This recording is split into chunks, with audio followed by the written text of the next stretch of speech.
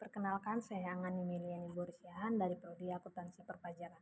Di sini saya akan menjelaskan kanvas model bisnis. Model bisnis hanyalah sebuah rencana yang menggambarkan bagaimana bisnis bermaksud menghasilkan uang. Ini menjelaskan siapa basis pelanggan Anda dan bagaimana Anda menggambarkan dan memberikan nilai kepada mereka dan perincian terkait pembiayaan. Dan kanvas model bisnis memungkinkan Anda menentukan komponen yang berbeda ini pada suatu halaman. Kanvas model bisnis adalah alat manajemen strategis yang memungkinkan Anda memvisualisasikan dan menilai ide atau konsep bisnis Anda.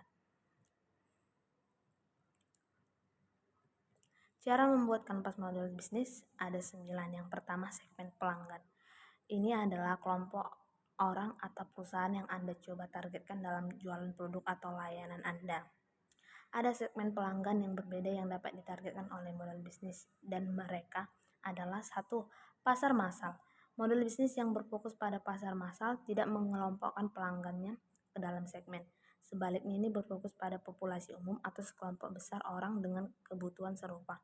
Yang kedua, pasar khusus. Di sini fokusnya dipusatkan pada kelompok orang tertentu dengan kebutuhan dan sifat yang unik. Contohnya adalah pembeli sepatu olahraga. Yang ketiga, tersegmentasi berdasarkan kebutuhan yang sedikit berbeda. Mungkin ada kelompok yang berbeda dalam segmen pelanggan utama. Yang keempat, diversified. Segmen pasar yang diversifikasikan mencakup pelanggan dengan kebutuhan yang sangat berbeda. Dan yang kelima, pasar multisisi. Ini termasuk segmen pelanggan yang saling bergantung, misalnya perusahaan kartu kredit melayani pemegang kartu kredit mereka serta pedagang yang menerima kartu tersebut. Yang kedua, hubungan pelanggan. Di bagian ini Anda perlu mendapatkan jenis hubungan yang akan Anda miliki dengan setiap segmen pelanggan Anda, atau bagaimana Anda akan berinteraksi dengan mereka sepanjang perjalanan mereka dengan perusahaan Anda. Ada beberapa jenis hubungan pelanggan. Yang pertama, bantuan pribadi. Anda berinteraksi dengan pelanggan secara langsung atau melalui email. Yang kedua, bantuan pribadi khusus. Anda menugaskan perwakilan pelanggan khusus untuk pelanggan individu. Yang ketiga, swalayan. Di sini Anda tidak memelihara hubungan dengan pelanggan, tetapi menyediakan apa yang dibutuhkan pelanggan untuk membantu diri mereka sendiri. Dan yang keempat, ada layanan otomatis. Ini termasuk proses atau mesin otomatis yang membantu pelanggan melakukan layanan sendiri. Dan yang kelima, komunitas. Ini termasuk komunitas online di mana pelanggan dapat saling membantu memecahkan masalah mereka sendiri terkait dengan produk atau layanan. Dan yang terakhir ada co-creation. Di sini perusahaan mengizinkan produk. Misalnya YouTube telah memberi penggunaan kesempatan untuk membuat konten untuk pemirsa. Ketiga, ada saluran. Blog ini untuk menggambarkan bagaimana perusahaan Anda berkomunikasi dan menjangkau pelanggan Anda. Ada 2 jenis saluran. Yang pertama, saluran yang dimiliki yaitu situs web, perusahaan, situs media sosial, penjualan internet, dan lain-lain. Dan yang kedua, saluran mitra, situs web milik mitra, distribusi, grosir, eceran, dan lain-lain. 4. Aliran pendapat. Aliran pendapat adalah sumber dari mana perusahaan menghasilkan uang dengan menjual produk atau layanan mereka kepada pelanggan. Aliran pendapat dapat menjadi bagian dari salah satu model pendapat berikut. Yang pertama, pendapatan berbasis transaksi dibuat dari pelanggan yang melakukan pembayaran satu kali. Kedua, pendapatan berulang dibuat dari pembayaran berkelanjutan untuk layanan berkelanjutan atau layanan pasca penjualan. Ada beberapa cara dapat menghasilkan pendapatan. Yang pertama, dari penjualan aset, biaya penggunaan, biaya berlangganan, lending, leasing atau renting, listening, biaya perantaraan, dan periklanan. Yang kelima, kegiatan utama. Apa saja aktivitas tugas yang perlu diselesaikan untuk memenuhi tujuan bisnis Anda? Di bagian ini Anda harus membuat daftar sebuah aktivitas utama yang perlu Anda lakukan untuk membuat model bisnis Anda yang berfungsi. Ada 3 kategori kegiatan utama. Yang pertama, produksi, merancang, membuat, dan mengirimkan produk dalam jumlah yang signifikan dan atau kualitas yang unggul. Yang kedua, pemecahan masalah, menemukan solusi baru untuk masalah individu yang dihadapi pelanggan.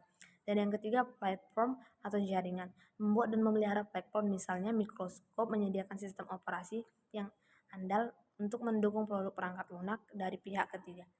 Yang keempat, dan keenam, sumber kunci. Disinilah Anda membuat daftar sumber daya utama atau input utama mana yang Anda perlukan untuk melaksanakan aktivitas utama Anda untuk menciptakan proposisi nilai Anda. Ada beberapa jenis sumber daya utama dan mereka adalah manusia atau karyawan, keuangan itu berupa uang tunai, jalur, kredit, dan lain-lain. Intelektual mereka yang terbuat dari merek, paten, IP atau hak cipta. Fisik yaitu peralatan investarian dan bangun. Dan 7. Mitra utama. Mitra utama adalah perusahaan atau pemasok eksternal yang akan membantu Anda menjalankan aktivitas utama Anda. Jenis kemitraan adalah aliansi strategis, yaitu kemitraan antara non-pesaing. Yang kedua, competition, kemitraan strategis antara mitra. Dan yang ketiga, usaha patungan, mitra mengembangkan bisnis baru. Dan yang terakhir, hubungan pembeli pemasok, yaitu memastikan pasokan yang Anda. Kedelapan, struktur biaya. Di blok ini, Anda mengidentifikasikan semua biaya yang terkait dengan pengoperasian model bisnis Anda. Anda harus fokus pada evaluasi biaya pembuatan dan penyampaian proposi nilai Anda.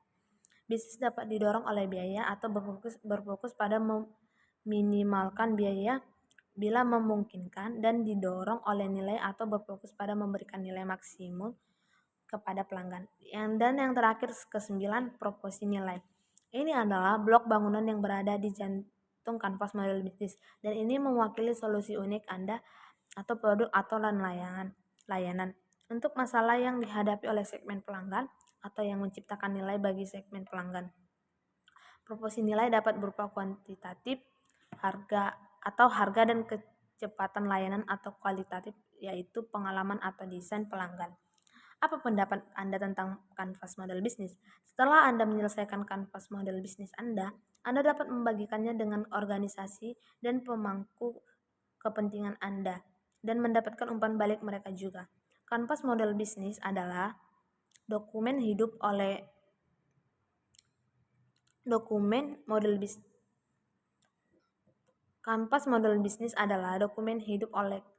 karena itu, setelah menyelesaikan Anda perlu meninjau kembali dan memastikan bahwa itu relevan, diperbarui, dan akurat. Terima kasih.